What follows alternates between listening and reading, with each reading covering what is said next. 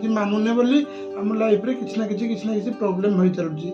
आपण ये सब छोट छोट नियम मानतु, देखिए आपण घर परिवार सब सुख शांति रे आपण निजे भी फील करेंगे जे किसी। जय जगन्नाथ बंधु, बेस्ट हैप्पी लाइफ चैनल को आपण मानक स्वागत।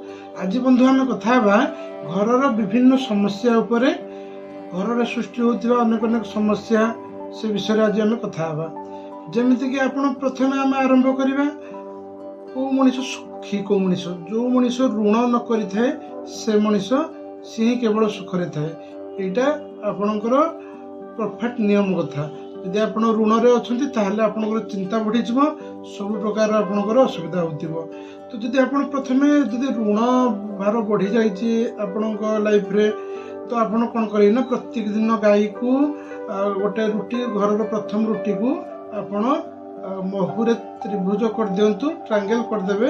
ताधरे आपण ओम अं अंगारकाय नमः, ओम अं अंगारकाय नमः ए मंत्र आपण लिखिबे। लिखिकी महुरे लिखिदेवे, नहीं आपण प्रत्येक दिन सकाळ केवल गाई की खाया को देबे। ठीक अच्छे, गोमाता को केवल खाया को दियंतु। देखिए आपणकर जो समस्या सृष्टि होची ऋण पे धीरे धीरे सुझी भी जीव। आपण प्रथम से उपाय करंतु।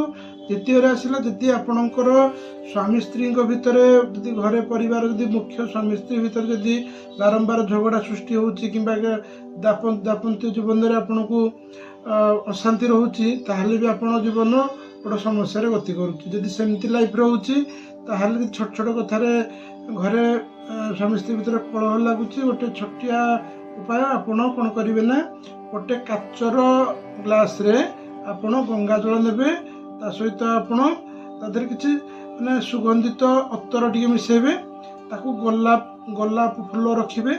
आपण ताकू रखिबे शुक्रवार दिन, आपण ताकू सकाळ रखिबे। संध्यारे आपण को बेडरूम रे से जल को गोलाप सहित छेची देबे। ठीक अच्छे, पूरा कांथ फांथ सब आड़े छेची देबे। ता सहित आपण घरे आपणकर जो बेडरूम रे आपणकर माने जोड़ा हंस जमती से भाया आपण रखंतु फोटो, लक्ष्मीनारायण को फोटो भी आपण रखिपारे। आउ से एमती कले आपणकर स्वामी स्त्री भितर जो कलह छोट छोट कथा को लेकिन रोचे से आपण झगड़ार समाधान हम। कथा बहुत पाट बढ़नी कि छोट छोट कथार जो पारिवारिक झगड़ा लगे, कलह लगे, से भी हेनी, से भी आप मुक्ति पाइबे।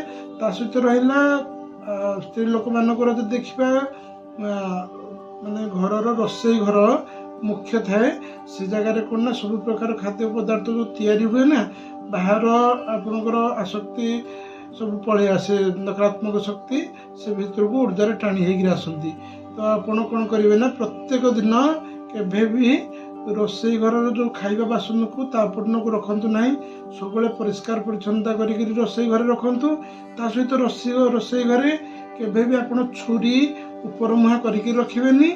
आउ आपण कौन करेंगे ना, गोटे जो रोचे आपणकर कला अभीर को आनिबे, गोटे काच जार भीतर बंद कर रखिबे। ता ऊपर आपण कटा प्याज रखिबे, कटा प्याज रखिबे।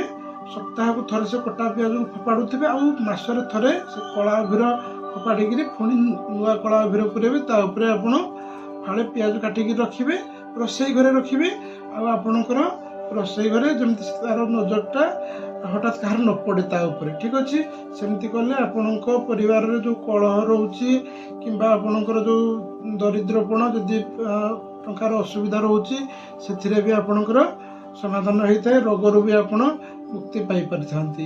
तापर देखिबा जदि आपणकर पिला माने जदि आपण कथा मानु नांती किंबा बारंबार जते कहले भी पढ़ु नांती, मोबाइल रे धरुचंती, दुष्ट होउचंती, पाठ रे मन लागुनी, ताहले आपण को छोटिया उपाय कहूची। आपण कोन करिवे ना, आपण जतबेले से पाठ पढुची ना, सेतबेले आपण किछि हळदी आ गंगा जल ताकू टिके मिक्स करिकरी हळदी गुंड को पिलांकर बुढ़ा आंगुली लगे दिंतु।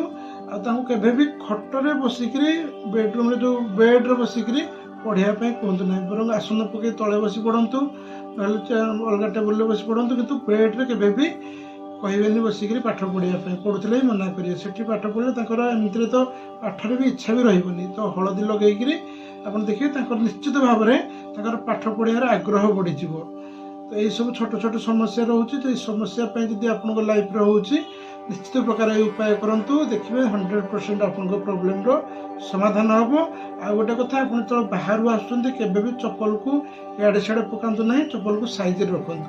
ठीक अच्छे कि नियम अच्छी मानवे जोटा कि आम आज मानुने बोली आम लाइफ रे किसी ना किसी प्रोब्लेम हो चलुची। आपड़ ये सब छोट छोट नियम मानतु देखिए आपण घर परिवार सब सुख शांति आपड़ निजे फिल करेंगे किसी असुविधा हेनी। तो बंधु भिडियोटी जब भल लगे तो शेयर करूँ, लाइक करूँ, सब्सक्राइब करूँ। देखा बंधु एमती किसी नुआ उपाय सहित रही बंधु। जय जगन्नाथ।